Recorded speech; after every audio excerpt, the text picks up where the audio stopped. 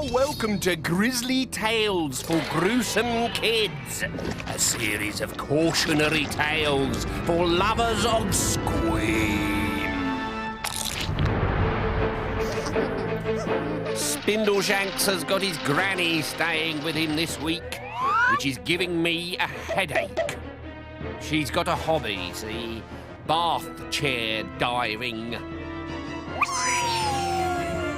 Ow! Have you ever wondered why old people behave like children? You mean you've never heard of the childhood snatcher?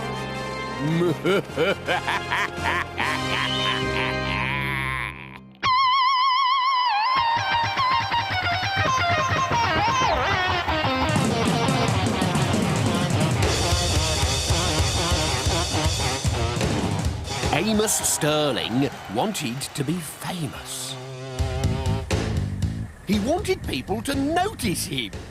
Oh, look, that's Amos Sterling. I wish I was as clever as him.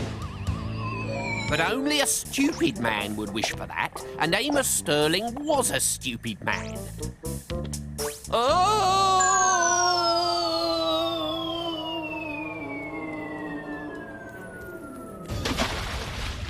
Which meant that by the time he was 40, he was neither rich nor famous. I need to have a child who's a genius. People admire a clever child, and if they admire my child, then they will admire me too. So Amos Sterling advertised for a wife.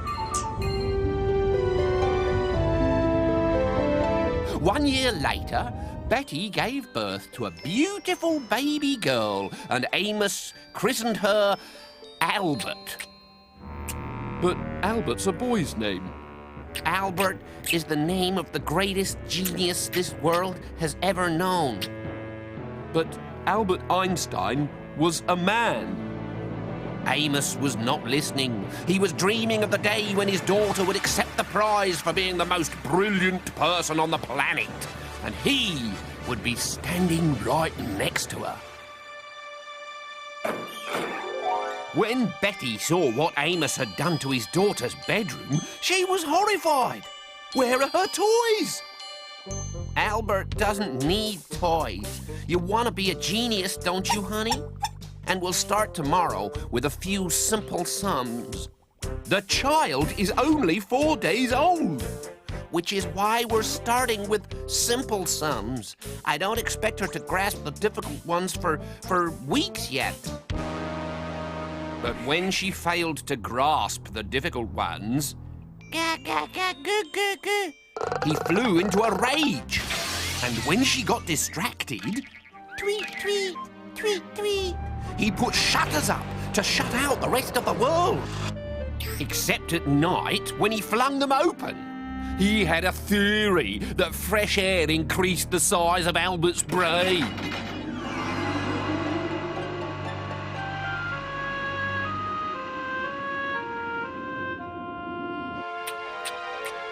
But one night, Albert was wakened by a long black shadow.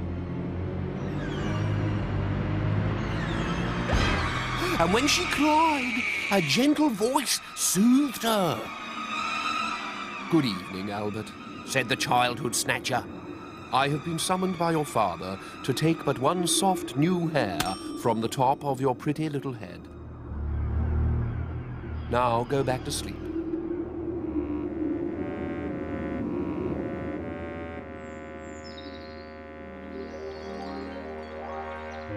The next morning, Albert wouldn't let her mother touch her. Albert doesn't love me anymore. No, she doesn't, does she? She still likes me, though, which is the main thing. And the lessons continued. When Albert should have been feeding the ducks, Amos had her learning chemistry.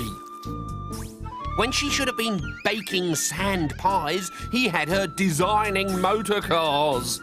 When she should have been sleeping, he megaphoned facts and figures at her to keep her awake. At 6 months old, Albert still couldn't speak, but she had a fairly strong grasp of quantum physics. The night before her first birthday, Albert received her second visit.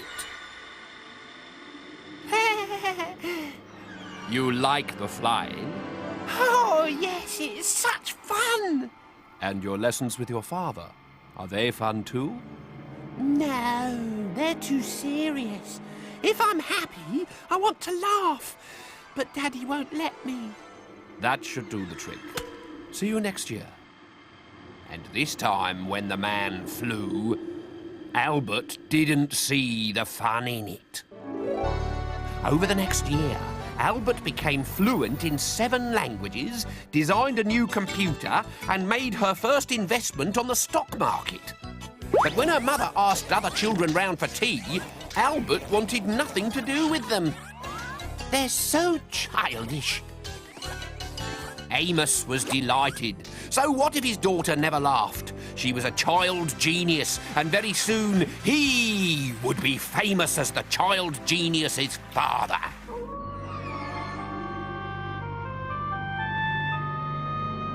When next the childhood snatcher called, the genius was so tired from all her lessons that she didn't wake up.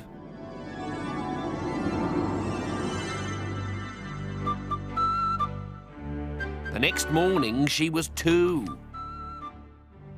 Mother, you know I don't like presents. And Father, we should have started my Greek lesson 30 seconds ago. Albert! Mother, I haven't time for your games. It will only end in tears. No! You will listen. You are turning into a boring old woman. You should be outside putting snails down your vest, not poring over dusty textbooks all day. I think you need to see a doctor, Betty. Albert doesn't need friends. She's got me.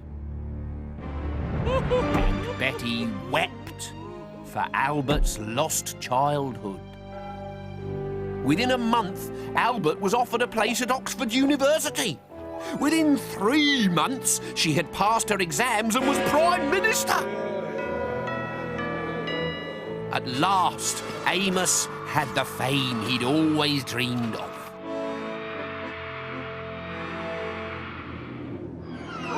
On the night before her 3rd birthday, Albert was drafting a party political broadcast when the childhood snatcher floated into her room. "Good evening," said Albert. Good evening, Prime Minister. Tonight is the last time we shall ever meet. Tonight, I have come to finish my work. I thought it was finished. I no longer think like a child. What else is there for you to take from me? Your youth and beauty, he said. There.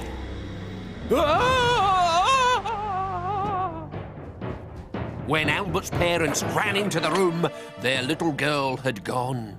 And in her place was a little old lady. This is all your fault. If you hadn't forced Albert to be a grown-up while she was still a child, none of this would ever have happened.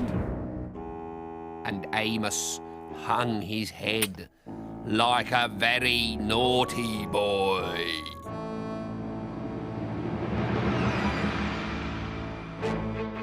And that's why old people behave like children. Talking of which, Spindleshanks's granny's asked some friends round. Hang on!